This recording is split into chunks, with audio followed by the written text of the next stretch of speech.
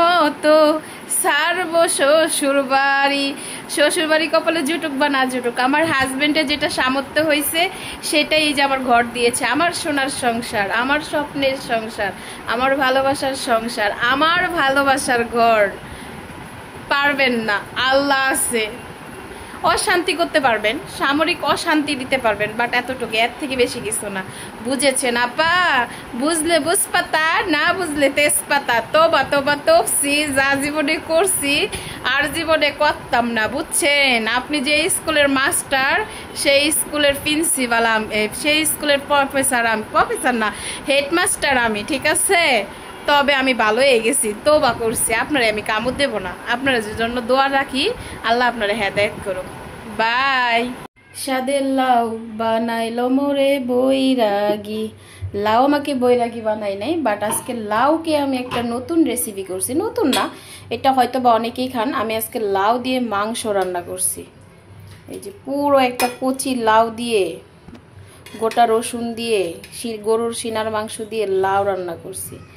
কেমন হয়েছে জানাবেন। আমার ছেলেটা সবজি খাইতে চায় না, তাই বুদ্ধি করে এইভাবে মাংস দিয়ে লাউ রান্না করছি। আর আমার অনেক দিন যাবত খাইতে মন চাইছে, এই জন্য রান্না করছি। আমি এখানে একটু বাটা মশলা দিছি, বাট কম দিছি, এত কালার আনি নাই, ঠিক আছে?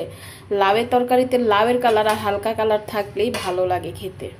আর এই যে কাঁচা মরিচ দিছি, গোটা গোটা, গোটা না, ভেঙে দিয়েছি। আজকে দুপুরের মেনুতে আছে আমার লাউ, মানে স্বাদের লাউ। কুরবানির সময় মাংস খাওয়া হয়েছিল, গরুর মাংস। এই যার আজকে আনা হয়েছে মাংস, এটা বলার কারণ আছে। আর এটা চেপা শুটকি, পাকুন্দার চেপা শুটকি, নাগামরিচ বোম্বাই মরিচ দিয়ে ভুনা করেছি আমার জন্য, আমি খাবো। এই যে রান্না করে একদম কমপ্লিট।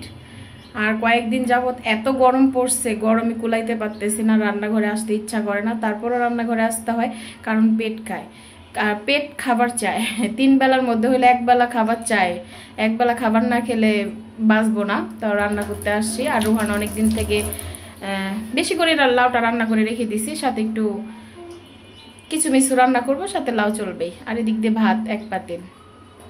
আর বললাম কেন যে, কি বলছিলাম, লাউ রান্না করছি মাংস দিয়ে। কুরবানির সময় মাংসটা খেয়েছিলাম। কিছু মানুষ আছে, আমি ভিডিও আপলোড করলে আমার ভিডিও দেখে জ্বলে, আমার তাতেই চলে। আমি কি খাইলাম, আমি কি করলাম, আমি কোথায় ঘুরতে গেলাম, মানে এগুলো নিয়ে খুঁটি খুঁটি প্রশ্ন করে আমার ফ্যামিলির মানুষ। তো আপা আপনারে বলতাছি, বাড়িতে যায় ঝগড়া করতে হয় না, সোশ্যাল মিডিয়া, আপনি তো আমার ভিডিও দেখবেনই। তো আপনাকে উদ্দেশ্য করে বলতেছি, আমার বাকি ভিউজদের উদ্দেশ্য করে বলতেছি না। আপা এত জলে কেন, কোন জায়গায় জলে? লবণ দিয়েন, নাহলে মলম দিয়েন, নাহলে আমার ডাক দিয়েন, আমি যাই বরফ দিয়ে আসবো না, বুঝছেন? এত জ্বললেন না। আপনি যাই করেন, উপরে আল্লাহ আছে আমার। আপনি আমাকে কামড় দিলেও আমি আপনারে কামড়াইতে যাব না, আপনাকে সম্মান করব। আপনার জন্য একটাই কথা থাকবে, আল্লাহ আপনাকে হেদায়েত করুক। মন থেকে বলবো, আল্লাহ আপনাকে হেদায়েত করুক। আর আল্লাহ আপনাকে ভালো রাখুক, সুস্থ রাখুক। সুস্থ হয়েছে জীবনের মূল কাঠি, বুঝছেন? তো কি বলতে চাচ্ছি আপনি বুঝতে পারছেন, এটাই আমার মেসেজ আপনার জন্য। তো গাইস, কি করব, দুপুরে রান্না বান্না শেষ, এখন যাব গোসল করতে। আজকে রান্না করতে অনেকটা দেরি হয়ে গেছে। আর এই তো বেডরুমে চলে এসেছি। আমার বেডরুম, আমার সোনার সংসার।